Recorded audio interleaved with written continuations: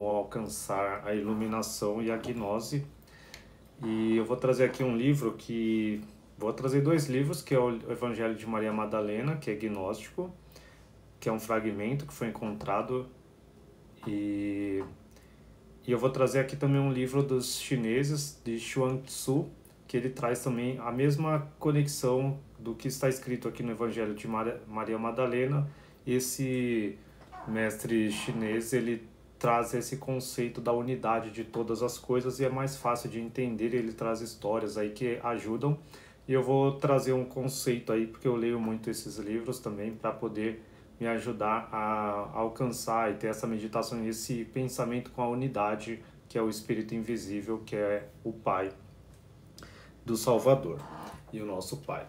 Então essa luz perfeita que está em tudo, que move tudo, é sempre retratado aí como o Tao também pelos taoístas, pelos chineses de 3.000 anos antes de Cristo. Eles já entendiam que todas as coisas são feitas da mesma coisa.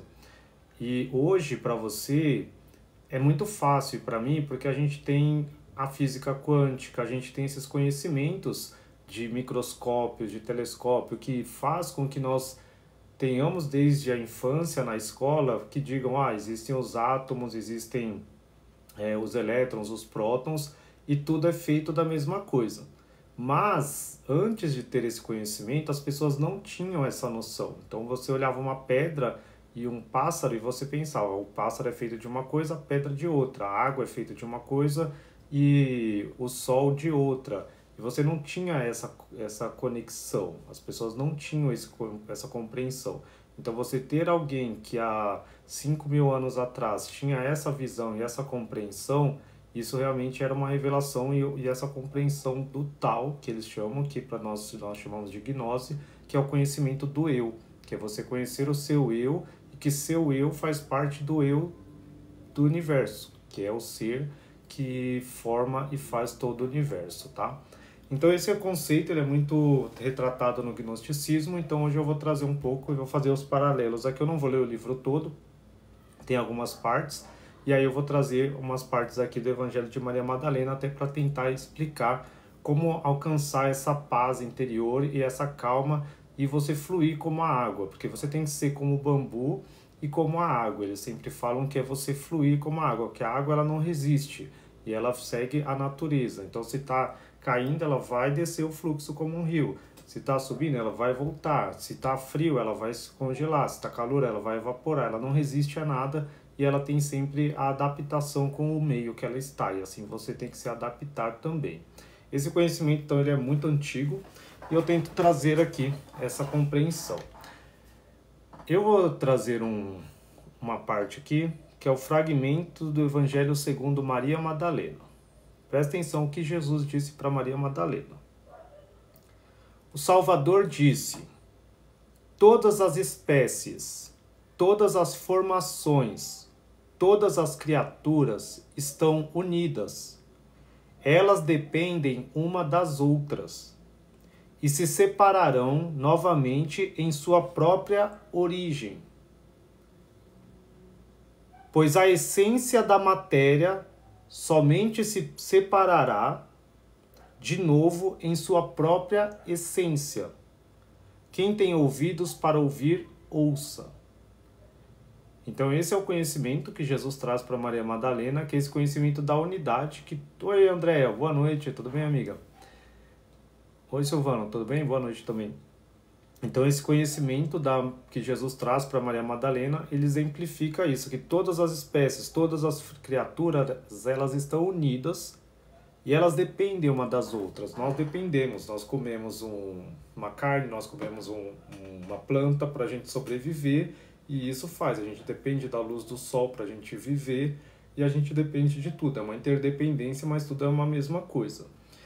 E aí ele fala, pois a essência da matéria somente se separará de novo em sua própria essência, que quando eu morro, o que acontece? Eu volto para aquilo que eu era, então meu corpo vira pó, a gente se desintegra, os vermes nos comem, e a gente volta a ser o que a gente era antes, que é essa matéria, e a gente vai ser comido por outros e vai ter essa evaporação, que nós somos 70% de água, seu corpo já era, seu sangue vai evaporar e tudo isso. E ele fala, em sua própria essência, quem tem ouvidos para ouvir, ouça. E essa essência é a essência primordial do universo. Você vai virar átomos de novo, átomos que vai virar luz, que vai virar prótons, elétrons e vai estar por aí em outros corpos, em outras coisas. Então esse é o conceito aqui do livro de Maria Madalena. Aí hoje eu vou trazer o conceito do livro de Chuang Tzu, que é um mestre taoísta também, que ele traz isso de uma forma muito grande. Tem 3 livros que eu já li, que eu leio desde uns 10 anos atrás, que é o livro de Chuang Tzu, os escritos de Chuang Tzu, o Tratado do Vazio Perfeito de Lao Tzu, tem o Tao Te Ching de Lao Tse, que também traz essa concepção da unidade do Tao, e tem um livro que eu postei esses dias também que se chama Arte de Viver o Tao, que é de um alemão, Theo Fischer, que ele traz para um conceito mais moderno aí essa condição de você entender o eu, como você ter atenção, como você meditar, essa concentração para você conhecer a si mesmo e conhecer o seu eu, que é o espírito, que eles chamam de Tao e a gente chama de gnose, de espírito, de luz. Então ele fala assim... Aqui ele está contando uma história de um pássaro, das coisas, e aí ele fala aqui. Assim disse, o homem perfeito ignora-se a si mesmo. O homem divino ignora a recompensa do valor. O verdadeiro sábio ignora a reputação.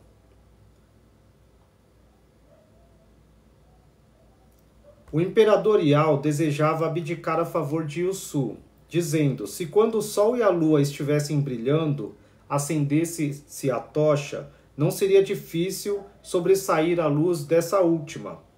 Se quando a chuva está caindo, alguém continuar a regar os campos, não seria tal coisa um desperdício de trabalho? Ora, se você quisesse assumir as rédeas do governo, o império seria bem governado. E, no entanto, eu estou preenchendo esse cargo. Tenho pleno conhecimento de minhas próprias deficiências e pretendo oferecer-lhe o império. Aí o mestre taoísta fala para ele, você está regendo o império e o império está sendo bem governado, replicou Yusu. Por que razão devo tomar o seu lugar? Deverei fazê-lo por amor a um nome? Um nome não passa de uma sombra. Um nome não passa da sombra da realidade e deverei preocupar-me por causa da sombra? O melharuco construindo o ninho na imponente floresta ocupa apenas um ramo pequeno. O castor sacia sua sede no rio, porém bebe apenas o suficiente para preencher o estômago. Prefiro ficar em segundo plano. Não serei útil ao império. Se o cozinheiro não for capaz de preparar os sacrifícios de funeral, o representante do espírito a quem prestam homenagem e o encarregado das preces não devem interferir nos vinhos e nas carnes e prepará-los para ele. Essa parte aqui, o Tao, ele sempre traz... Oi, obrigado pela rosa, obrigado aí, meu amigo, minha amiga. Ele sempre traz essa ideia de você ser humilde e de você buscar viver conforme a natureza. Então o imperador falou para ele, você vive tão bem que você deveria reger o governo. Ele fala, não, eu não preciso, você está regendo porque você nasceu para isso. E eu estou a cargo da sabedoria. Então essa parte das pessoas que são espirituais e buscam a espiritualidade, buscar um cargo político e se envolver com política e essas coisas, realmente não é uma atribuição de um sábio. A pessoa buscar a fama, então aqui muito busca. Quando você está buscando um nome, buscando crescer, buscando ser famoso, isso traz para você muito mal, porque você perde a intimidade com o tal, com a natureza, com aquilo que você realmente é, porque você está buscando ser para os outros. E por isso que até eu não faço live todo dia. Eu não sei se vocês percebem, eu não faço live todo dia e não faço as coisas, eu paro. Porque eu nunca quero ficar famoso, gente. Porque hoje eu vi um vídeo da Luísa Sonza lá, eu achei engraçado. Ela falando assim, o cara perguntando pra ela, tava no aeroporto assim, pra viajar, e o cara perguntou, quem é você? Ela, Luísa Sonza lá. Aí, você tá indo pra onde? Lá pra Europa. O que você poderia fazer? O que você vai fazer na Europa? Passear. Aí ele, se o mundo fosse acabar no ano que vem, o que você faria? Aí ela ficou pensando assim, e ela falou assim, meu, tipo, eu ia fazer tudo que eu pudesse, falar, xingar todo mundo, porque todo mundo me critica e tal, e eu ia xingar todo mundo, abrir minha boca e falar. Aí ele, e o que você faria se você pudesse diferente? Aí ela, olha, a dor que eu tenho e que as pessoas não entendem é que a gente luta para ser famoso, para ter sucesso, ser famoso e depois tem que aturar o ser famoso e ter sucesso, porque sofre muito com os comentários hoje em dia ainda da internet, que o pessoal não tem maturidade, essas pessoas que fazem sucesso muito novo e não tem essa maturidade para entender que as pessoas estão criticando ali ou não e levam para si. Você vê o Whindersson Nunes, vê as pessoas todas depressivas, cometendo essas coisas, porque as pessoas não têm esse real conhecimento interior, essa força, e aí elas se perdem. E mesmo eu que tenho essa noção e leio, estudo, mesmo eu não me envolvo com isso, porque se eu for ter que buscar fama, mesmo Jesus não buscava, quando ele acontecia, ele fugia. Essas pessoas que vão lá para mídia, lá hoje tem os pastores que são políticos, que são mais raivosos aí, né, que ficam brigando, discutindo com as pessoas, entrando em polêmica. Eu acho muito perigoso isso. Para mim, a pessoa não tá cheia do Espírito Santo, porque o Espírito Santo não é de discussão e de brigar. Então você vai ver aqui nessa leitura desse livro que ele sempre vai falar isso, que um sábio ele não entra em discussões. Quando vocês verem, vocês podem ver. Quando eu posto alguma coisa, e eu deixo as pessoas discutirem, eu não fico discutindo com as pessoas. Quando alguém pergunta aqui, eu respondo, mas quando a pessoa quer discutir, eu não discuto, porque não leva a nada a discussão, cada um tem seu ponto de vista, eu tenho que respeitar o das pessoas e as pessoas o meu. Mas ela não respeita o meu, o problema é dela. A partir do momento que eu parar de respeitar as pessoas, aí que eu caio nessa armadilha. Então é isso que está falando aqui nessa parte. E aí aqui outro mestre fala aqui. Shen Wu disse a Lien Shu: ouvi Shen Wu falar sobre assuntos transcendentes e delicados sem esgotar-se. Fiquei muito admirado ouvindo o que ele dizia, porque suas palavras pareciam intermináveis como a Via Láctea, mas eram completamente diferentes das que tiramos da nossa própria experiência comum. Que disse ele? Indagou Lien Shu. Ele afirmou, retorquiu Shen Wu, que na montanha Miao, Cuyi, vive um teólogo cuja pele é branca como gelo ou neve, cuja graça e elegância se assemelham às de uma virgem, que não come cereal algum, mas vive de ar e orvalho, e que cavalgando as nuvens sobre dragões alados, vagueia pelos ares, passando os limites das regiões mortais. Quando seu espírito gravita, pode impedir a corrupção de todas as coisas e trazer boas colheitas. Eis o que eu chamo absurdo, e não creio nele, não acredito nele. Bem, observou Lien Shu, não se pergunta a um cego qual sua opinião a respeito de um belo desenho. Nem se convida um surdo para um concerto. E a cegueira e a surdez não são apenas defeitos físicos. Há a cegueira e a surdez do espírito. Suas palavras são como uma virgem inocente. A boa influência de um tal homem, com um tal caráter, faz-se sentir sobre toda a criação. Entretanto, devido ao fato de uma geração miserável pedir em altos brados a reforma, você vê-lo-ia ocupar-se com os detalhes de um império. Aqui ele está querendo dizer o que eu acabei de falar aqui, que as pessoas, quando vê alguém espiritual falando de coisas sublimes, espirituais de outro mundo, acha que a pessoa é louca, não tem essa noção, porque ele fala, um cego não consegue ver um belo desenho, e um surdo não consegue ouvir um concerto, então isso vai ser loucura. Mas naquela época, 5.000 anos atrás, eles estavam numa reforma. Ele fala, como está em reforma, a única pessoa que você vai achar que é sábio é aquela pessoa que está gritando pela reforma, que é um político lá.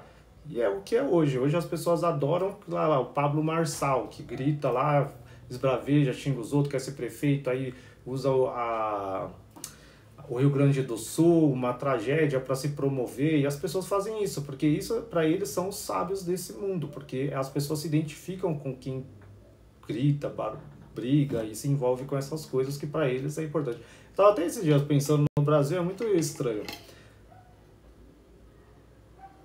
Nos outros países, né? Por isso que as pessoas têm prêmio Nobel nos outros países, pessoas inteligentes e tal, mas no Brasil parece que as pessoas gostam de caracteres, assim, uma época é o luva de pedreiro, qualquer pessoa que fale feio, fale fanho, aí agora é um tatá lá, aí outro é aquele boca de que chute lá de rosa lá, sei lá, um boca 02 lá, um que fala lá um negócio, aí se a pessoa fala alguma coisa estranha tal, vira um bordão, teve um dia que tinha um bordão do cara gritou lá pro cara jogar futebol, e aí o pessoal adora isso aí, a pessoa fica milionária e tal, e o pessoal ama o tipo de música que as pessoas gostam também. Oi, boa noite, Eduardo. E que faz mais sucesso, reflete como é que é a pessoa, como é que é o povo. Não que eu gosto de todo tipo de música, não estou criticando nenhum aqui. Mas é muito engraçado. Então é isso que ele está querendo dizer, que realmente uma pessoa, mas não importa, uma pessoa que é sábia, que está em espiritualidade, ela reflete sobre todo o país, sobre todo lugar e abençoa todas as pessoas pelo simples fato dela ser e ter esse bom caráter. Até na Bíblia ela está escrita, né? Acho que tem uma parte lá que o Sabaoth fala para Jó, né? Fala, se tiver 3 justos aqui, eu não queimo essa cidade lá, Sodoma. Aí se tiver 100 justos, eu não queimo. Se tiver 50 justos, eu não queimo. Tipo, que ele queima tudo, né? Aí, um dia eu vou contar a história de Sodoma e Gomorra no ponto de vista dos gnósticos, que para os gnósticos é muito tipo, controverso. Eu não falo muito, mas tem um livro de Testemunho da Verdade, alguns, porque na Bíblia, para eles, a cidade de Gomorra, eles falam que era ruim, e aí Deus queimou eles lá. Nos livros gnósticos, alguns falam que o Deus que queimou era ruim, que matou as pessoas, e lá tinham pessoas que realmente tinham esse conhecimento, um conhecimento que ele não gostava. E não só aqueles doidos lá que queriam matar Jó. Mas são fragmentos de livros. Vamos voltar nesse livro aqui, que ele é muito legal. E aí depois eu volto para o de Maria Madalena também, essa parte da alma que vai subir. Mas isso aqui vocês percebem que ele usa como histórias, ele usa muitas histórias para você entender como você ser humilde, como você alcançar esse estado de espírito para você despertar, para você conhecer a si mesmo e reconhecer seu eu, porque você precisa estar nesse estado, não pode estar num estado de competição, de guerra, não pode estar num estado de buscar fama, de buscar ser melhor que o outro e ficar discutindo, senão você nunca vai alcançar a paz interior.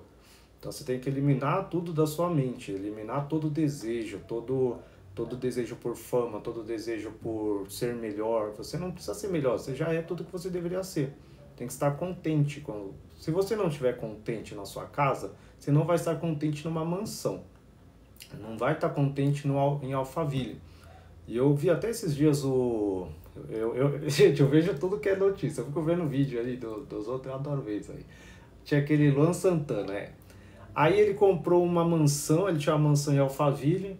Aí agora ele vendeu a mansão e comprou um apartamento de 100 metros quadrados, sei lá, 200 metros quadrados. Ele falou, porque lá era tão grande que eu ficava triste, porque eu não tinha como usar tudo. Então eu ficava triste que eu ficava fazendo festa para tentar usar tudo. E aí, mas tem uma hora que você chega cansado e chega sozinho. E quando você chega cansado sozinho, o que você vai fazer com uma casa de 15 lugares? Aí você precisa de 10 pessoas que não te conhecem limpando, lavando e te enchendo o saco. E a pessoa surta. E aí, ainda mais eles que vieram do interior, que dá aquela coisa aí, o Gustavo Lima, o pessoal fica... Lógico, alguns não, mas tem aquele Eduardo Costa também, um famoso lá também, ele tinha muita vontade, cresceu, aí depois casou, entendeu que foi, parou de usar bomba, emagreceu, o pessoal começou a criticar, e ele falou, não, agora eu só quero cantar, quero voltar à minha natureza. Qual que é a minha natureza? É cantar, eu gosto de cantar. Mas ele tinha perdido a natureza dele, porque daí a mídia queria que ele ficasse forte, começou a se perder usando bomba, usando isso, aquilo, e ficando com um monte de mulher, aí traindo as pessoas. Ele falou, não, quero casar, quero ter uma pessoa só, quero ter uma parceira, e entendeu. Então muitas vezes eles passam por isso para despertar. Isso eu estou dando exemplo de famoso, que é o que vocês conhecem, mas Para vocês entenderem que não adianta, você vai correr atrás, acabar com a tua vida tentando uma casa maior. E aí você não vai ser feliz nessa casa maior se você não é feliz nessa casa menor, tá? Você não vai ser feliz num carro de 200 mil se você não é feliz num carro de 20 mil. Então o importante é você aprender a ser feliz no pouco e aí Deus vai te colocar no muito. Seja fiel no pouco e aí você vai estar no muito. Deus não me dá muito dinheiro porque, gente, se eu tivesse dinheiro eu não ia estar aqui não, tá?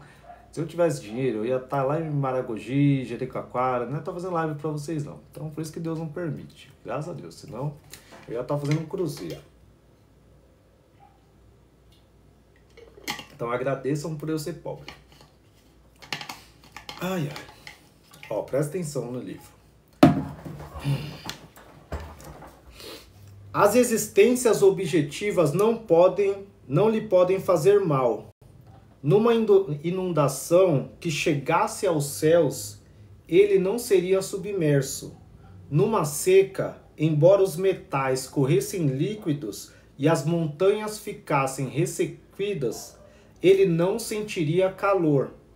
Com esse mesmo barro e peneira, você poderia talhar 2 homens, tais como Iao e Shun, e vê-lo-ia ocupar-se com objetivos. Um homem do estado Shung carregava alguns barretes de cerimônia para vender entre os da tribo de Yue.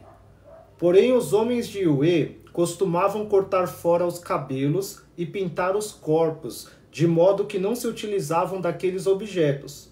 O imperador Yao governava tudo o que havia sob os céus e dirigia os negócios de toda a região. Depois de ter ido visitar os 4 sábios da montanha Miao, Kuyi sentiu ao voltar para sua capital em Fenyang que o império não mais existia para ele. Huitze disse a Xuanzhu: o príncipe de Yue deu-me a semente de uma espécie de cabaça enorme. Presta atenção nessa história. Eu a plantei e deu frutos com a capacidade de uma medida de 5 fangas. Ora, se eu tivesse usado esses frutos para guardar líquidos, teriam ficado pesados demais para que se pudessem carregar. E se eu tivesse cortado ao meio para outra espécie de recipiente, eles ficariam muito rasos para servirem. Certamente era uma coisa enorme, mas não os achei úteis e por isso os quebrei.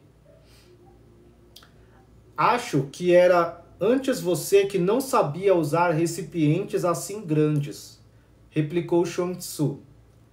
Havia um homem de Sung que tinha uma receita para uma pomada boa para mãos gretadas, devido ao fato de sua família ter sido de lavradores e de seda durante gerações. Um desconhecido que ouvira falar nisso foi procurá-lo e ofereceu-lhe 100 onças de prata pela receita da pomada. Diante disso, ele chamou todos os homens de suas famílias e disse: jamais fizemos muito dinheiro nesse ofício de lavar sedas. Ora, podemos vender agora a receita e ganhar 100 onças num dia. Façamos o que nos propõe o desconhecido. O desconhecido obteve a receita e foi tratar de obter uma entrevista com o príncipe de Wu. O estado de Yue estava em guerra e o príncipe de Wu mandou um general para travar uma batalha naval com Yue no começo do inverno. Esse último foi completamente derrotado e o desconhecido recebeu como recompensa uma parte do território do rei. Assim, posto que a eficácia do bálsamo para curar as mãos gretadas fosse em ambos os casos a mesma, sua aplicação foi diferente. Num caso, assegurou um título. No outro, continuaram como lavradores de seda. Ora, quanto a essa sua cabaça de capacidade de 5 fangas, por que não fez uma embarcação com ela e não a pôs flutuando pelo rio e pelo lago? E você a queixar-se de ser a cabaça grande demais para guardar coisas, receio que seu crânio esteja cheio de palha. Você entende? Esse livro é muito legal porque ele te dá até conselhos de como viver a vida, de você enxergar as coisas e saber utilizar a utilidade das coisas. Então, às vezes ele viu uma cabaça enorme, que a semente dele criou uma cabaça tão grande que ele falou, não dá para usar de vaso e não dá para eu cortar e usar como um prato, como uma panela. Aí Chuan Tzu falou para ele, você devia ter feito um barco, você pensou numa coisa grande e não pensou na utilidade. Então tem muita coisa que você vê na vida, que acontece com você, que você está acostumado com um paradigma, só faz uma coisa ou outra.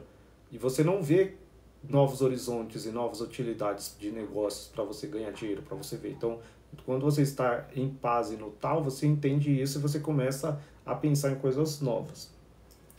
Huye Tzu disse a Chuan Tzu, tem uma árvore enorme chamada ailanto. Seu tronco é tão irregular e cheio de nós que não serve para pranchas. Quanto aos galhos, são tão emaranhados que não podem ser cortados em discos ou tábuas.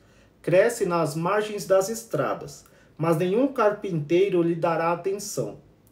Suas palavras se assemelham a essa árvore, enormes e inúteis, de nada valendo para o mundo.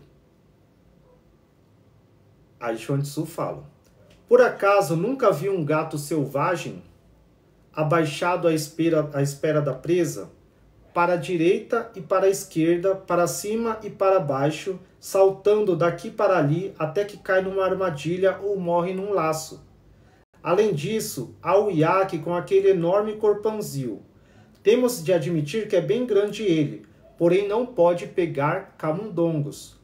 Ora, se você possui uma árvore bem grande e não sabe o que fazer com ela, por que não a planta na aldeia de alguma parte, no meio das grandes florestas, onde possa passar o tempo preguiçosamente e jazer em ditoso descanso debaixo da tua sombra?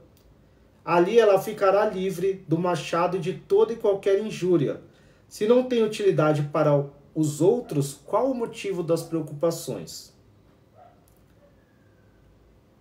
Igualando todas as coisas. Aqui esse capítulo ele vai falar dessa unidade de que todas as coisas são únicas e como você fazer o direito como esquerdo e o interno como externo. No Evangelho de Tomé também tem uma parte, tem no Evangelho de Filipe também, que eles perguntam para Jesus, como eu vou entrar no reino de Deus? Como nós entraremos no reino de Deus? E Jesus fala, quando você fizer o interno como o externo, quando você fizer a direita com a esquerda, o de cima como o de baixo. Quando você fizer a mão direita como a mão esquerda e ambas forem um só. Quando você fizer o homem e a mulher e os dois serem um só. Olhos no lugar de olhos, boca no lugar de boca. Isso é você entender essa unidade. Os nomes são estranhos dos chineses aqui, mas dá para vocês entenderem, né? Tie de Nanko estava sentado e reclinado sobre uma mesa baixa. Erguendo os olhos para o céu, suspirou com um olhar abstrato.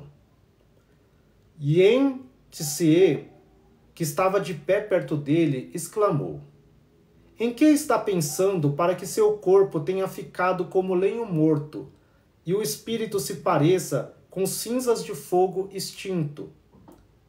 Certamente o homem que agora mesmo estava reclinado sobre a mesa não é o mesmo que aí está. Meu amigo, replicou Tie, sua pergunta vem a calhar. Hoje perdi meu eu. Compreende? Talvez conheça apenas a música dos homens e não a da terra. Ou mesmo que tenha ouvido a música da terra, talvez não tenha ouvido a música do céu. Explique-se, por favor, pediu Tse. O hálito do universo, continuou Tse, chama-se vento.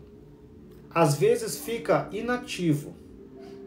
Porém, quando ativo, todas as fendas assobiam ante a sua fúria. Por acaso jamais ouviu esse tumulto ensurdecedor?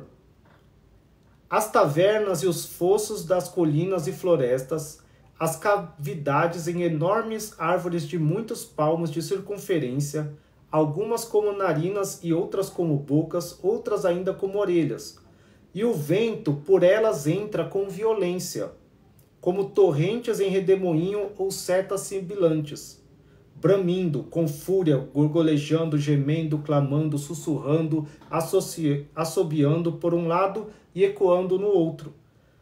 Agora, suave com o ar fresco, em seguida violento com o redemoinho de vento, até que a tempestade passe e reine supremo o silêncio.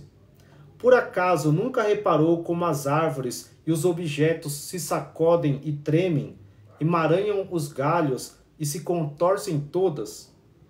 Bem, então, indagou Tseu, já que a música da terra é feita com cavidades e aberturas, e a do homem com flautas e gaitas, de que é feita a música do céu? O efeito do vento nas várias fendas, replicou Tche, não é uniforme, porém os sons produzidos variam de acordo com sua capacidade individual. Quem é que lhes agita os hálitos? A grande sabedoria é generosa. A sabedoria mesquinha gosta de disputa. Os discursos virtuosos são desapaixonados, os pequenos desagradáveis. Pois ainda que a alma esteja presa ao sono ou mesmo acordada, enquanto o corpo se move, nós nos empenhamos e lutamos com as coisas que nos cercam. Algumas são fáceis de resolver e são comodamente aquietadas. Algumas são profundas e dissimuladas, e outras misteriosas. Ora, somos presas de pequenos terrores. Depois perdemos a coragem e desmaiamos devido a algum enorme terror. Ora, o espírito voa longe, como a flecha desferida pelo arco, para ser o árbitro do que está direito e do que está errado. Ora fica para trás, como se tivesse prestado um juramento, para prender-se ao que defende. Em seguida, como sob a geada do outono e do inverno, vem a queda gradual, e submerso em suas próprias ocupações, continua a seguir o curso sem voltar jamais. Finalmente esgotado e aprisionado, seco como a água de uma velha sarjeta e decadente, jamais verá de novo a luz. Entendeu? Alegria e cólera, tristeza e felicidade, aborrecimento e arrependimento, indecisões e receios, vêm-nos por turnos, sempre com apresentações diferentes, tal como a música que sai dos orifícios ou como cogumelos que brotam na umidade. Dia e noite alteram-se em nós, mas não sabemos como nascem. Ai de nós! Ai de nós! Poderemos por uma só vez pôr o dedo sobre a verdadeira causa? Mas não estarei para essas emoções. Contudo, com exceção de mim mesmo, não haverá ninguém para senti-las. Com exceção de mim mesmo, não haverá ninguém para senti-las. Até aí chegamos, porém não sabemos em que ordem vem a cena. Parece que há uma alma, mas o principal para a sua existência é querer. Que funciona é bem crível, embora não possamos ver-lhe a forma. Talvez tenha realidade interior, sem forma externa. Considere o corpo humano, com sua centena de ossos, as 9 cavidades externas e os 6 órgãos internos, tudo completo. Qual dessas partes você prefere? Por acaso não gosta de todas igualmente? Ou tem sua preferência? Esses órgãos prestam serviço de servos a mais alguém? Desde que os servos não se governam, servirão eles de senhores e servos por turnos? É inegável que existe uma alma para controlá-los.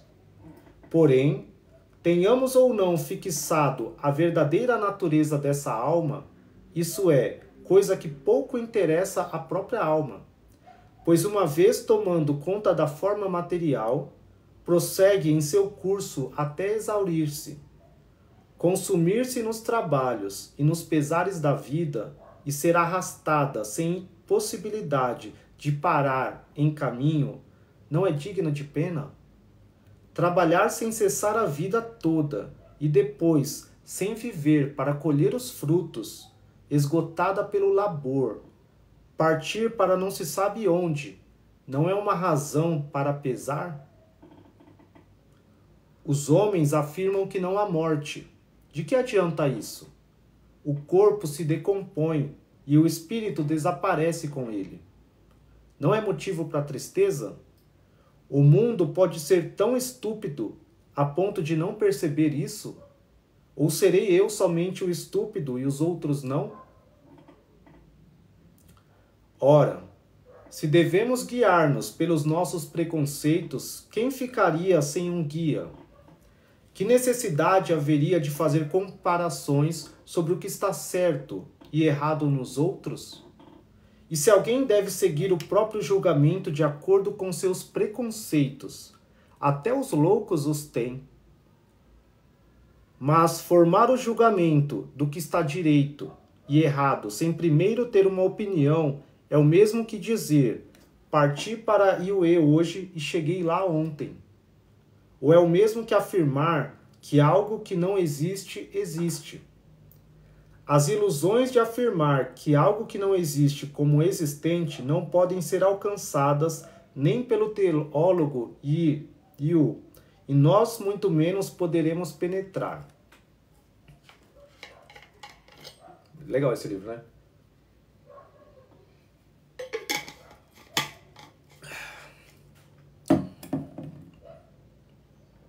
Porque a palavra não é simples sopro de hálito. Ela foi criada para dizer algo. Apenas não se pode determinar o que dizer. Há, na verdade, palavra ou não há. Podemos ou não podemos distingui-la do chilreio dos filhotes dos pássaros. Como tal pode ser tão obscuro, de modo que precisa haver a distinção do verdadeiro e do falso? E como a palavra pode ser tão obscura, de modo que precisa haver uma distinção entre direito e errado? Onde você pode ir e achar que tal não existe? Onde você pode ir e achar que as palavras não podem ser provadas? Tal não pode ser apreendido perfeitamente por nossa compreensão inadequada.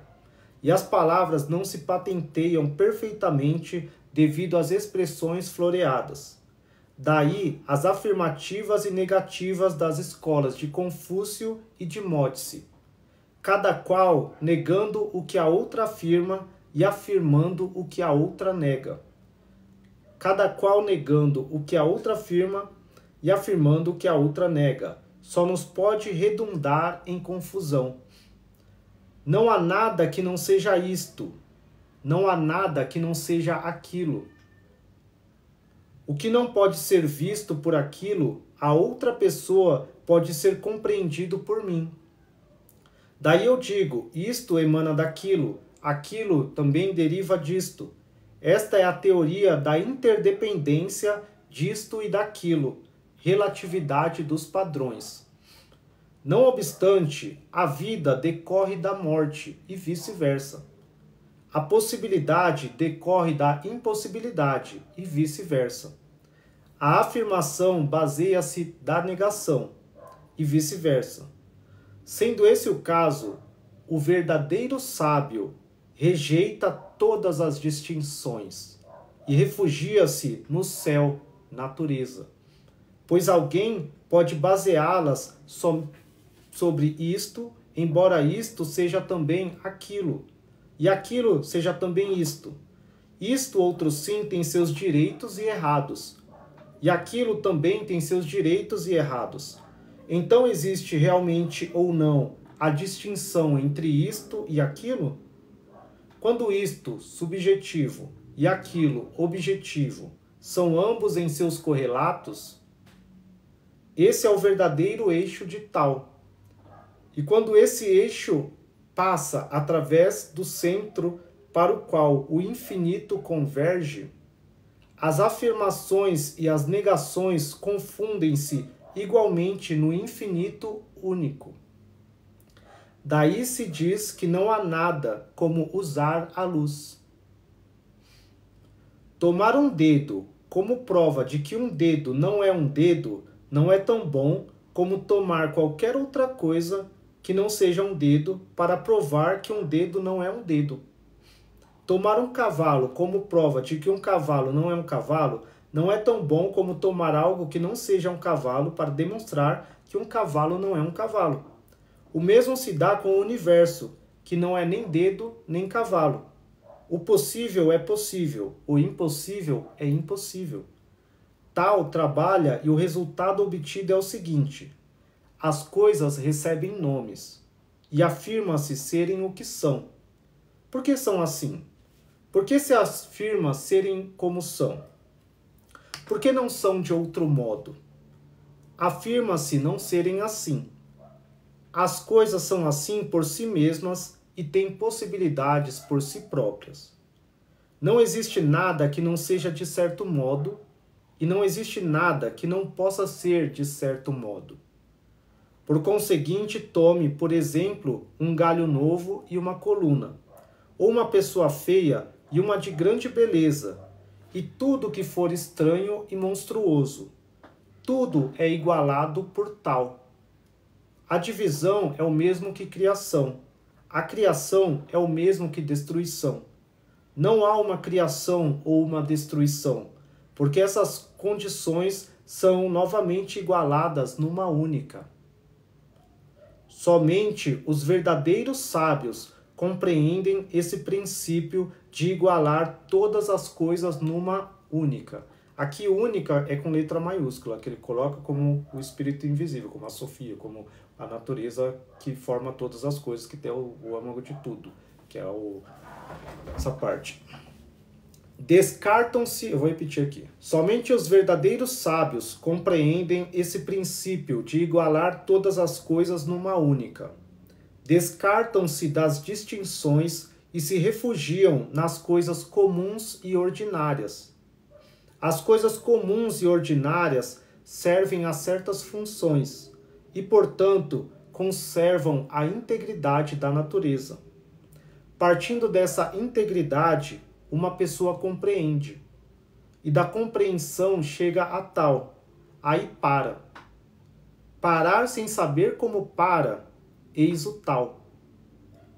Mas cansar o intelecto numa ligação obstinada com a individualidade das coisas, não reconhecer o fato de que todas as coisas são uma única, chama-se a isso 3 pela manhã. O que é 3 pela manhã? Um tratador de macacos disse a respeito das rações de nozes, que cada macaco devia comer 3 nozes pela manhã e 4 à noite. Desse modo, os macacos ficavam com muita fome. Então o tratador resolveu que eles poderiam ter 4 nozes pela manhã e 3 nozes à noite. E com esse arranjo, todos ficaram satisfeitos. O número de nozes continuou a ser o mesmo. Porém, havia uma diferença devida à avaliação subjetiva de gostos e aversões. Isso também deriva disto, princípio de subjetividade. Por consequência, o verdadeiro sábio reúne todas as coisas diferentes e descansa no natural equilíbrio do céu. A isto se chama o princípio de seguir 2 cursos de uma vez. O conhecimento dos homens antigos tinha um limite. Qual era esse limite? Ele remontava a um período em que a matéria não existia. Era a esse ponto extremo que chegava seu saber. O segundo período era o da matéria, porém de matéria sem condição, indefinida. A terceira época viu a matéria com condição definida, mas ainda se desconhecia o que foi depois julgado verdadeiro ou falso. Quando esses apareceram, tal começou a declinar, e com o declínio de tal surgiu o fim individual, a subjetividade. Além disso, tal teria realmente chegado ao apogeu e declinado.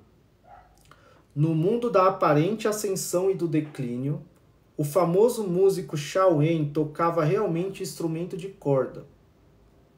Mas a respeito do mundo sem ascensão e declínio, Shaowen não tocara mesmo o instrumento de corda. Quando Shaowen deixou de tocar instrumento de corda, Xiu Quan, mestre de música, abandonou a vareta do tambor para ganhar tempo, e Huetzi, o sofista, deixou de argumentar. Todos eles compreendiam a chegada de Tao. Esses homens eram os melhores nas respectivas artes e, portanto, legaram seus nomes à posteridade. Cada um deles adorava sua arte e ansiava por exceder aos demais. E desejavam que os demais a conhecessem. Todavia, estavam tentando ensinar o que em sua natureza não podia ser compreendido.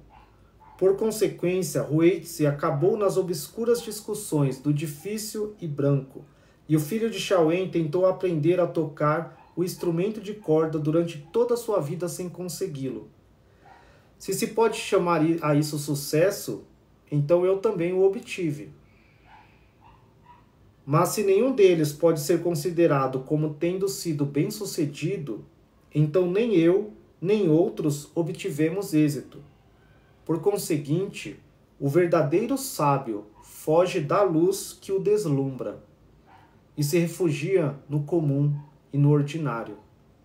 Por esse meio chega à compreensão.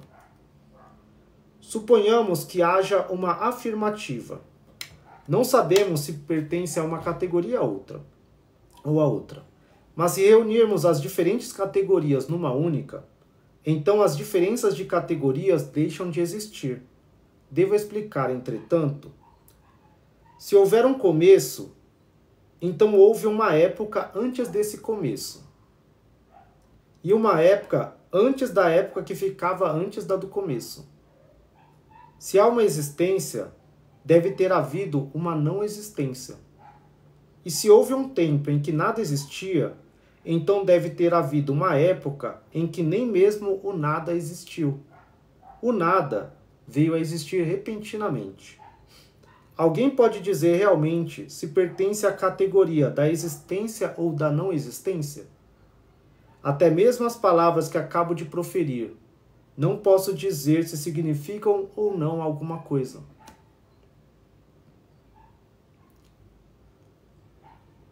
Sob o pálio do céu não há nada maior do que o comprimento da penugem de um pássaro no outono, ao passo que a montanha Tai é pequena. Tampouco há vida mais longa do que a da criança ceifada pela morte na infância. Enquanto o próprio Pensu morreu jovem, o universo e eu viemos à existência juntos. Eu e tudo que existe somos uma única coisa. Eu acho muito legal essa frase dele. Oi Maria, tudo bem? Acho muito legal isso. É muito bom para você ter essa compreensão da unidade que nós temos com o Espírito Invisível. Que é isso. O universo e eu viemos à existência juntos. Eu e tudo que existe somos uma única coisa. Essa é a compreensão. Bom, Maria, hoje eu estou fazendo diferente aqui, lendo um livro de Xuan Tzu, do Tao, de um chinês que viveu há 5.000 anos atrás. 3.000 anos, acho, 2.000 anos antes de Cristo. Mas ele fala da mesma coisa que Jesus fala no Evangelho de Maria Madalena, e aí eu quis trazer um pouquinho. E aí eu trouxe essa foto aqui do fundo que traz um pouquinho das emanações da Sofia e do Espírito Invisível. Mas depois eu explico. E depois eu vou ler um outro dia os Atos de Tomé, que é o próximo livro de 50 dos Atos de Tomé, para vocês, é da hora. Você leu, André, já os Atos de Tomé na Bíblia? Gnóstico que eu fiz? A tradução não tá muito boa não, mas é o melhor que eu fiz. Que bom que você gosta de me ouvir, Maria. Bom, hoje é domingão, 8 horas da noite, tem melhor que o Fantástico. Bora! Presta atenção. Se, pois, todas as coisas são uma única, qual o lugar para a palavra?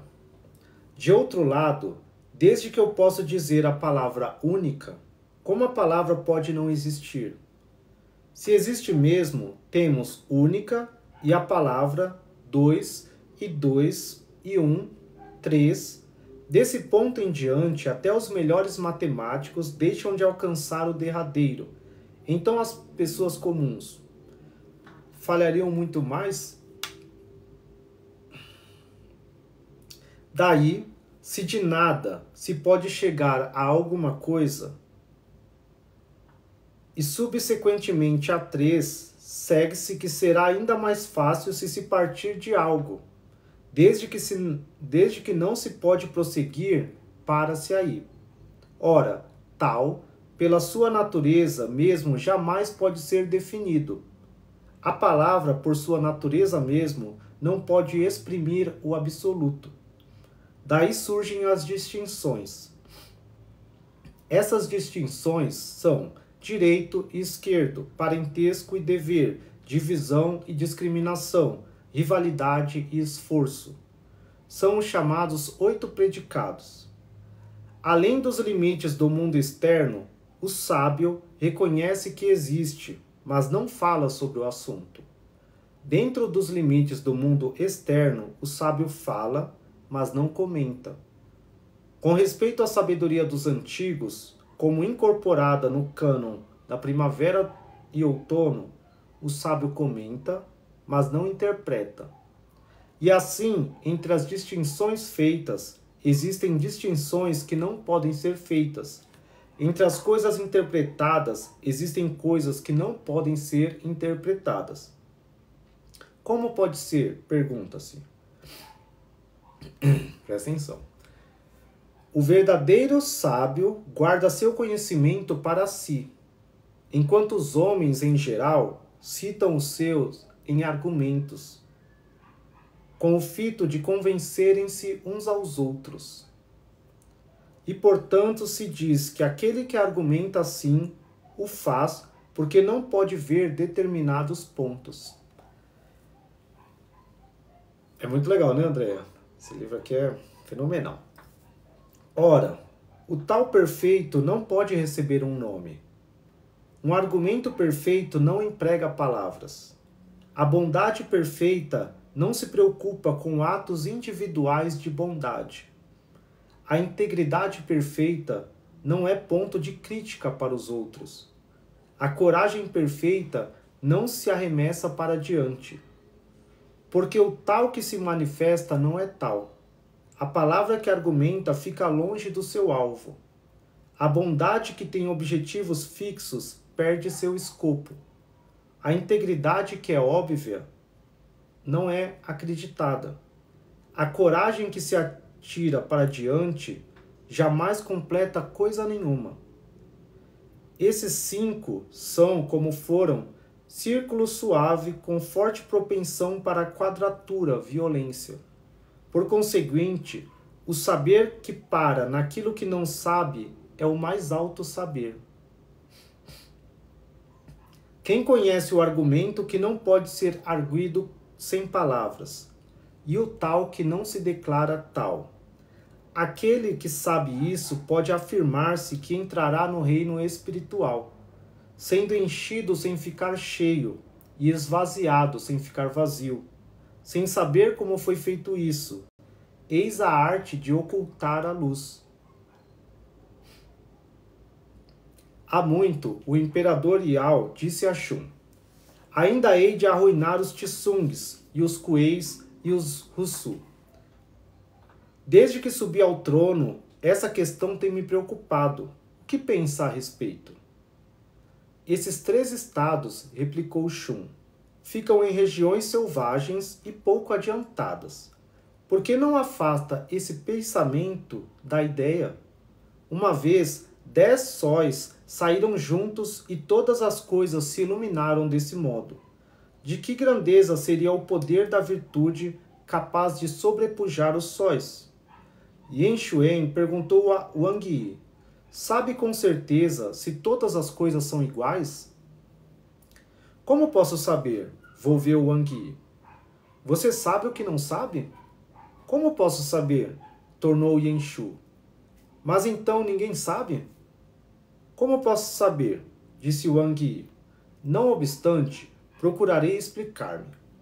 Como se pode saber que o que eu chamo saber não é realmente saber, e o que eu chamo de não saber não é realmente não saber? Agora eu lhe farei uma pergunta. Se um homem dorme num lugar úmido, fica com lumbago e morre. Mas o que me diz de uma enguia? Viver no cimo das árvores é vida precária e mexe com os nervos. Mas o que me diz dos macacos? Qual o habitat indicado para a enguia, o macaco e o homem? Qual o perfeitamente certo?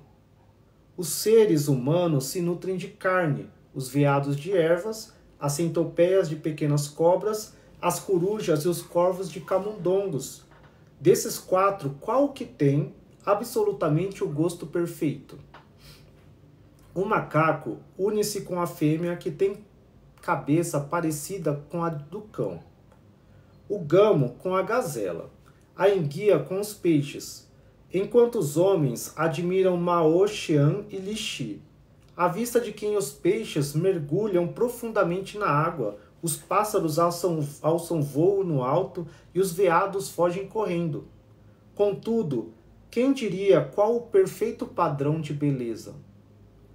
Em minha opinião, as doutrinas de humanidade e justiça e os caminhos do direito e do erro são tão confusos que é impossível conhecer o que contém. Se você então, tornou Yeshu, não sabe o que é bom e mal, o homem perfeito igualmente não tem esse conhecimento? Agora ele vai falar. Por causa dessa parte aqui, e um dia eu vou ser um homem perfeito. O homem perfeito, retrucou Wang Yi, é um ser espiritual. Mesmo que o oceano borbulhe sob o sol, ele não se sente quente. Mesmo que os grandes rios se congelem, não sente frio.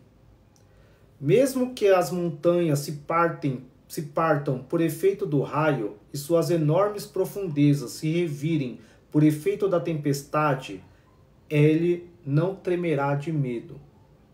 Assim subirá acima das nuvens do céu e, guiando o sol e a lua adiante, passará além dos limites da existência humana. A morte e a vida não lhe oferecem mais vitórias. Como ainda menos preocupar-se-á com a distinção entre lucro e perda? Xu Shi Ao dirigiu-se a Xuan Yuan-Tzu do seguinte modo: ouvi Confúcio dizer, o verdadeiro sábio não presta atenção aos negócios deste mundo. Ele nem procura o ganho, nem evita as perdas. Nada pede das mãos dos homens e não adere às rígidas regras de conduta. Algumas vezes diz algo sem falar e outras fala sem nada dizer. E assim paira além dos limites do mundo dos homens. Isso, comenta Confúcio, são fantasias fúteis. Mas para mim são a personificação do tal mais maravilhoso. Qual é sua opinião? São fatos que deixarão perplexo até o imperador amarelo, replicou Xuan-Tzu. Como saberia Confúcio? Você está se adiantando muito. Oi, Cleiton, boa noite. Aqui eu estou lendo o livro Os Escritos de Xuan-Tzu, que é um livro taoísta, desse mestre taoísta de sei lá quantos mil anos atrás, e fazendo um comparativo com o Evangelho de Maria Madalena, que Jesus fala que todas as coisas são uma só, e aqui ele fala de igualando todas as coisas e traz essa conexão. Esse livro é para mais um conhecimento de como viver em conformidade com a natureza, que é a natureza interior, o eu, eles chamam de Tao e nós chamamos de gnose, mas é a mesma coisa.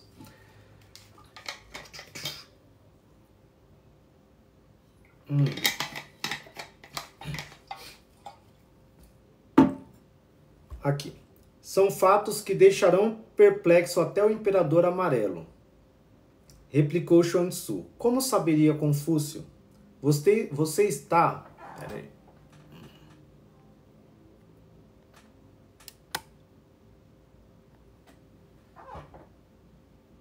que deu 1 hora já e trava aqui.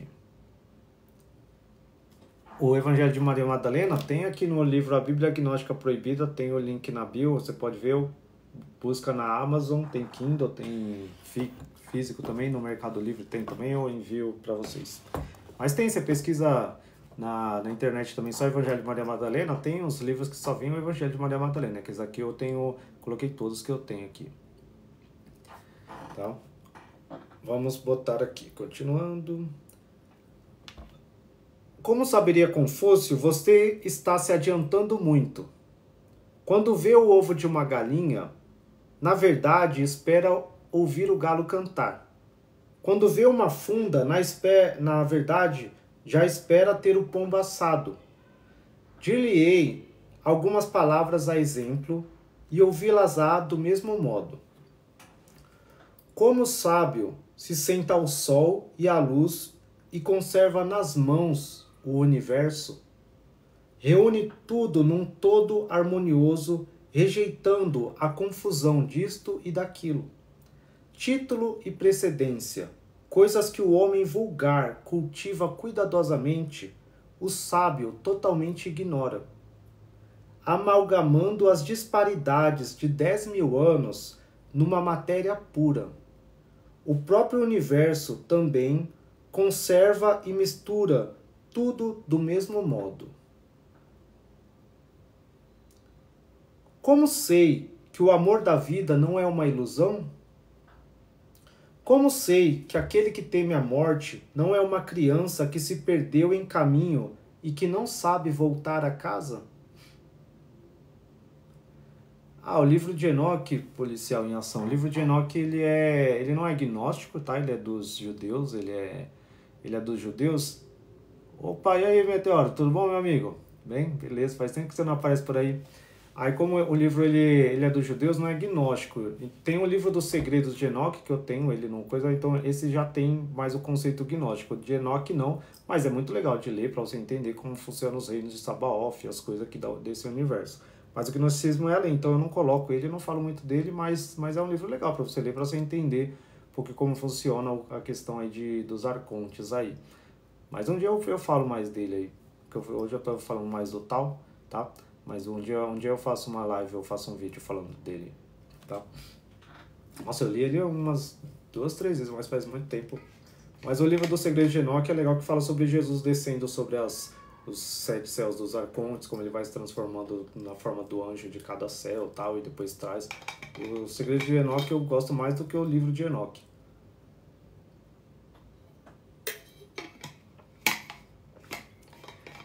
É isso mesmo. Essa parte que esse livro é muito legal.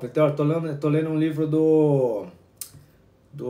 são 10 céus para eles, Tô lendo um livro do taoísmo, de 3.000 anos atrás, sei lá quantos mil anos atrás esse livro tem. Porque tem várias partes deles, né? 2.000 anos antes de Cristo, 3.000, tem umas partes de cada um. Onde eu tava? Aqui. Como sei que o amor da vida não é uma ilusão? Como sei que aquele que teme a morte não é uma criança que se perdeu em caminho e que não sabe voltar a casa? A senhora Li Shi era filha do oficial de Ai. Quando o duque de Shi a quis tomar para si, ela chorou até que o corpete de seu vestido ficou ensopado de lágrimas. Porém, quando chegou à residência real, partilhou o luxuoso leito do duque e comeu finas iguarias. Arrependeu-se de ter chorado. Tá vendo? Até as mulheres. Olhou lá e falou, vou casar esse velho, mas quando chegou lá no palácio, lá viu a riqueza, ela falou, não devia ter chorado não, tá bom o negócio aqui. Como então poderei saber que o que morre pode se arrepender de se ter agarrado tanto à vida anterior? Os que sonham com o festim acordam para o lamento e os pesares. Os que sonham com os lamentos e os pesares acordam para reunir-se aos que vão caçar. Enquanto sonham, não sabem que estão sonhando. Alguns até interpretarão o sonho mesmo que estavam tendo, e apenas quando acordam compreendem que fora um sonho. Pouco a pouco aproximam-nos do grande despertar. E então verificamos que esta vida foi realmente um grande sonho. Os tolos pensam que estão acordados agora e ficam convencidos de que tudo sabem. Este é um príncipe e aquele é um pastor. Que estreiteza de espírito! Confúcio e você são ambos sonhos. E eu que afirmo que são sonhos, eu não passo de um sonho também. É um paradoxo. Amanhã um sábio talvez se erga para explicar isso, mas amanhã não virá, senão depois que se tiverem passado 10.000 gerações. Contudo, talvez você o encontre ao dobrar a esquina. Suponhamos que você e eu discutamos. Se você levar a melhor e eu não conseguir argumentos melhores, é você necessariamente que tem razão e eu estou errado. Ou se eu levar a melhor e não você, sou eu, necessariamente que tem razão e você está errado? Ou ambos teremos razão em parte e estamos errados em parte? Ou ambos estamos completamente certos e completamente errados? Você e eu não podemos sabê-lo, e portanto vivemos todos nas trevas. A quem chamaremos para árbitro nessa questão? Se eu pedir a alguém que tenha a sua opinião para servir de juiz, ele ficará do seu lado. O que adiantará um tal juiz entre nós? Se eu pedir a opinião de alguém que tenha o meu ponto de vista, ele ficará de meu lado. O que nos adianta um tal árbitro? Se eu chamar alguém cujas opiniões sejam diferentes das nossas, ele igualmente ficará em situação de não poder decidir entre nós, já que difere de ambos. E se eu chamar alguém que concorde com os dois, também ficará em situação de não poder decidir, já que concorda com ambos. Desde que você e eu e outros homens não podemos decidir, como podemos depender um do outro? As palavras dos argumentos são todas relativas. Se nós queremos alcançar o absoluto, precisamos harmonizá-las por intermédio da unidade de Deus e seguir sua evolução natural, de modo que possamos completar a duração de vida que nos foi concedida. Mas o que é harmonizá-los por meio da unidade de Deus? É isso. O direito pode não ser realmente direito. O que parece assim pode não sê-lo realmente. Mesmo que o que é direito seja realmente direito, mesmo que o que parece, onde difere do que não é, também não pode ser evidenciado por argumento. Não repare no tempo, nem no direito, nem no errado. Passando para dentro do reino infinito, faça seu repouso final lá.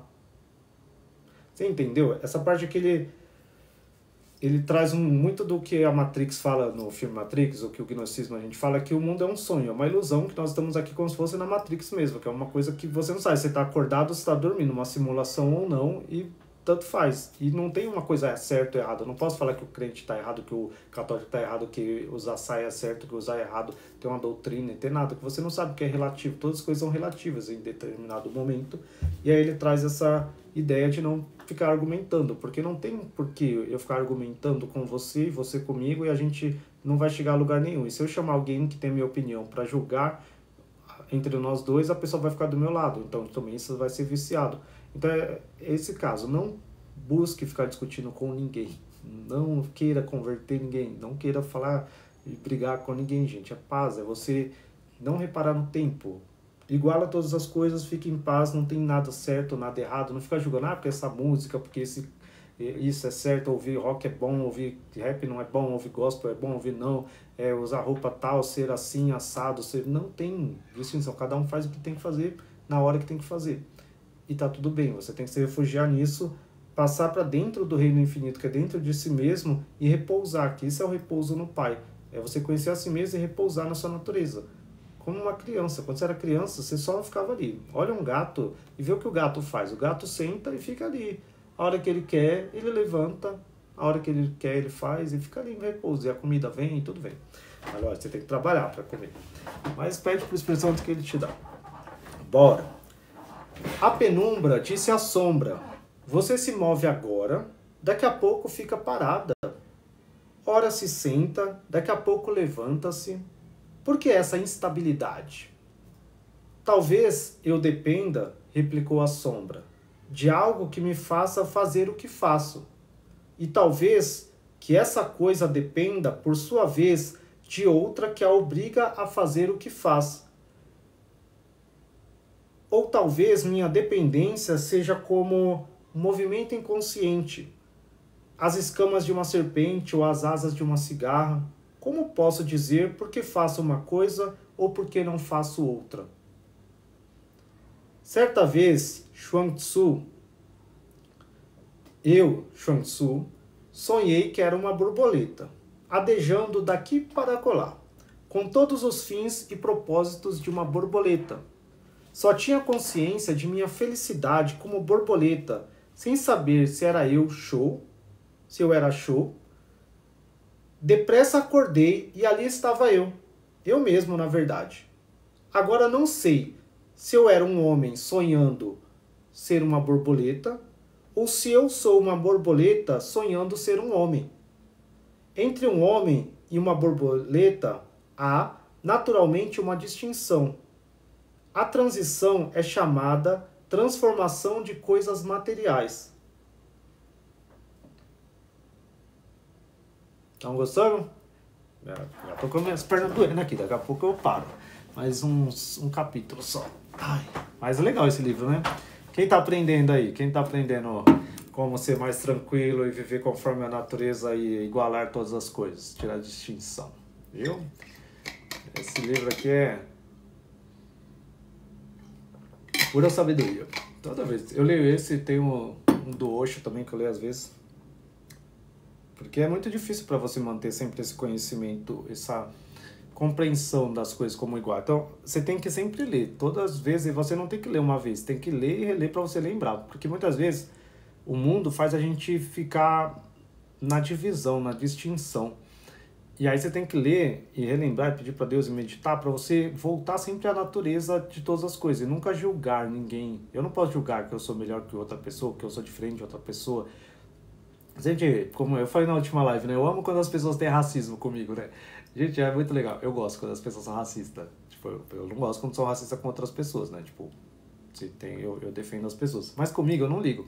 Porque eu acho muito legal que as pessoas acham que são diferentes porque são altas ou porque tem olho azul, porque tem a pele branca, porque tem, aí elas acham assim, tipo, e é muito legal, assim, que as pessoas, tipo, elas acham que são todas diferentes. Aí ela olha e julga a pessoa como se a pessoa é negra e ela tá num carro desse, ela deve ter roubado ou deve ser de alguém que ela não tem. Aí porque ela pensa que tais determinadas pessoas teriam aquilo. E as pessoas distinguem até entre cachorro. Tem gente que gosta de cachorro pequeno, outros gostam de cachorro grande.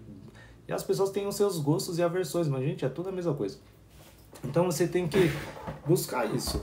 E principalmente essa parte que eu falo, assim, o gnosticismo ele é a melhor filosofia de vida do mundo, porque você não quer, e não tem um mestre, não tem um bispo, um pastor, não tem essas coisas.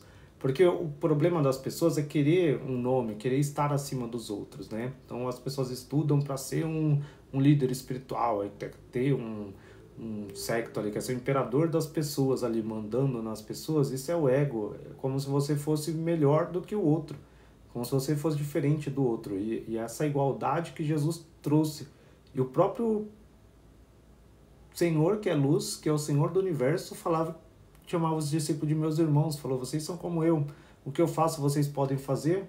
E aí os pé duro lá, fala, eu sou o Papa, eu sou melhor, eu sou o pastor, eu sou melhor que vocês precisam de mim para chegar a Deus e tal. Gente, para com isso. Então e o taoísmo ele tem muito isso também. No taoísmo eles têm os mestres deles, mas eu não sei, é porque eu não estudo muito como eles são, eu só gosto dos livros. Mas eu não sei como eles são, a cultura deles lá. Eu sei que na China tem ainda bastante, e na Tailândia, alguns países orientais tem bastante mesmo. O pessoal que segue o Tao mesmo, tem as lutas deles lá. Mas nesse caso aqui, eles não adoram nenhum deus. É tipo assim, quando ele fala Deus, não é... Eles adoram uma pessoa, não. Tal, quando não fala, eles não falam...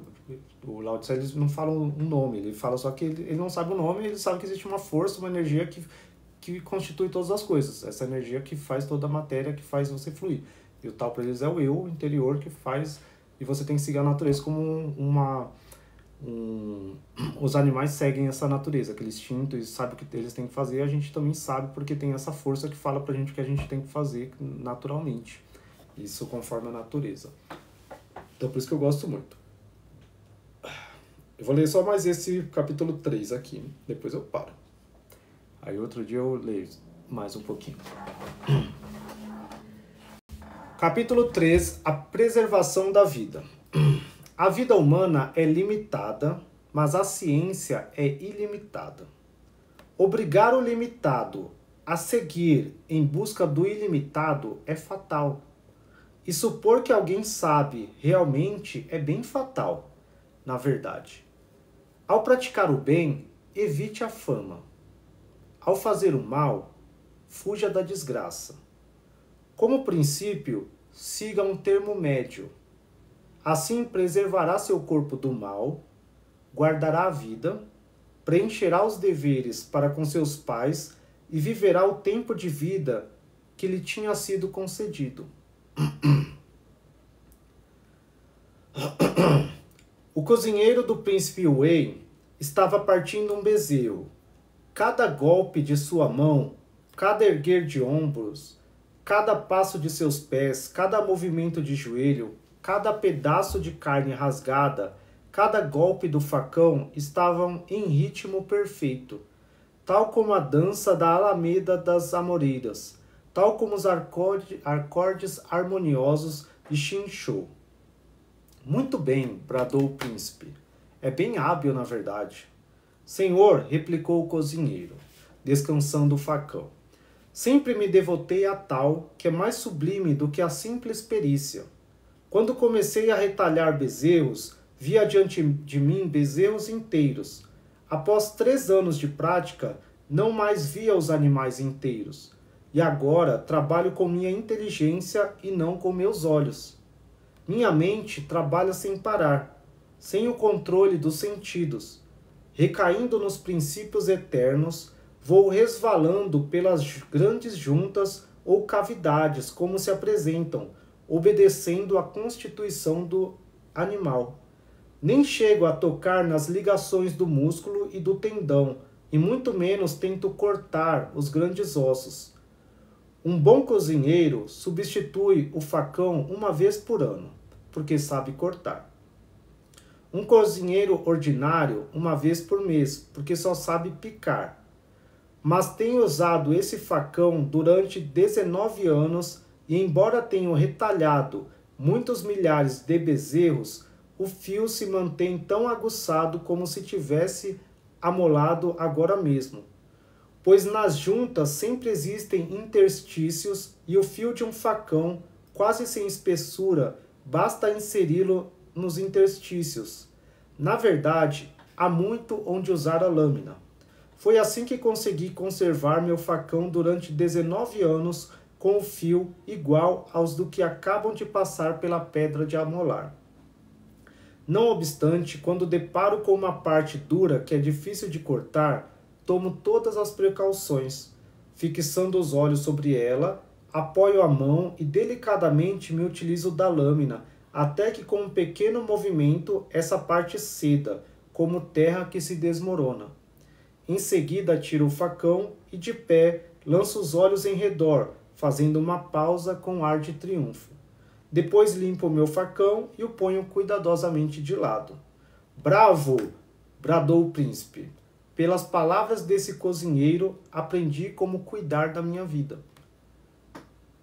Ah, minha garganta já tá ruim aqui. Precisa de água. Aprendeu como cuidar da sua vida?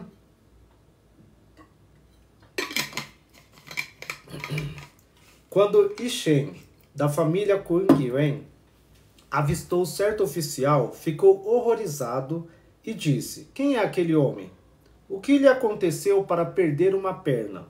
Foi trabalho de Deus ou do homem?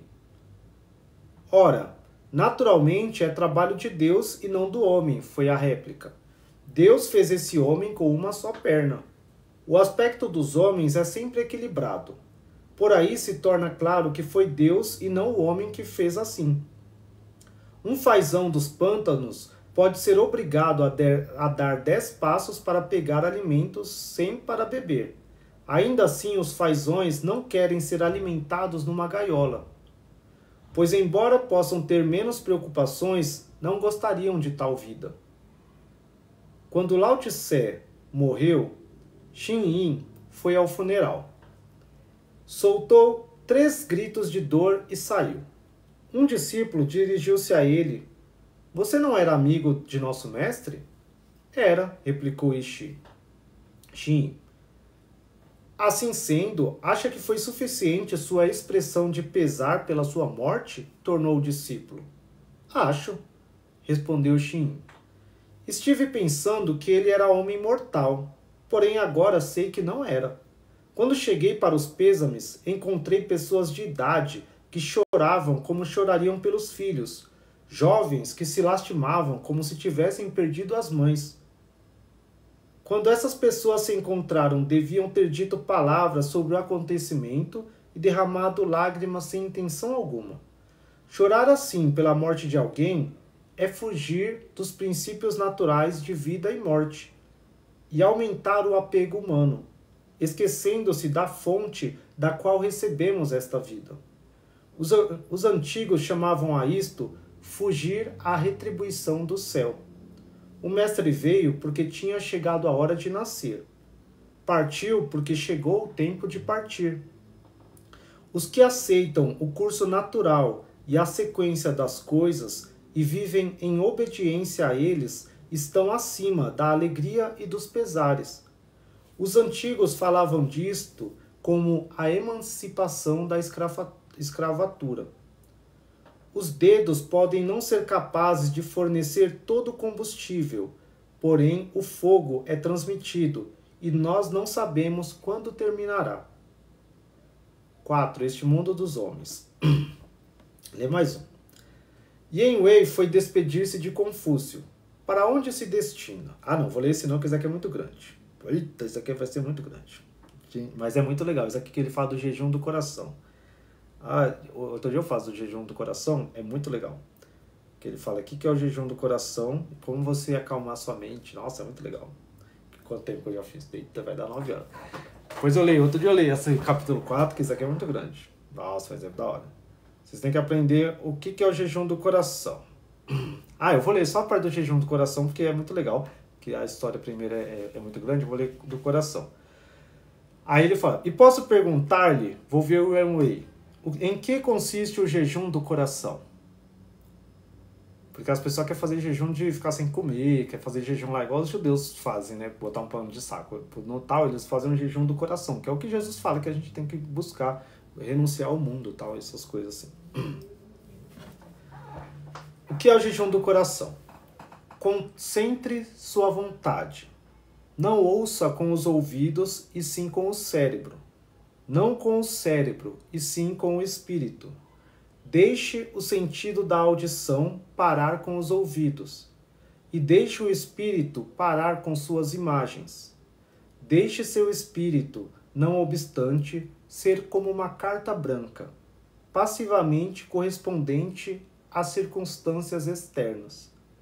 Numa receptividade completa, somente tal poderá habitar. E essa receptividade é o jejum do coração.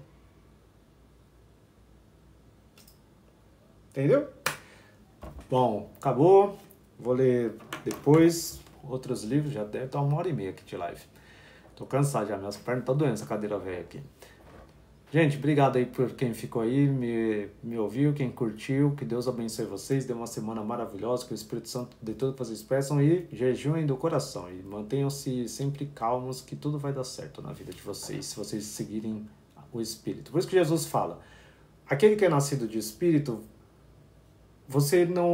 ele é como o vento.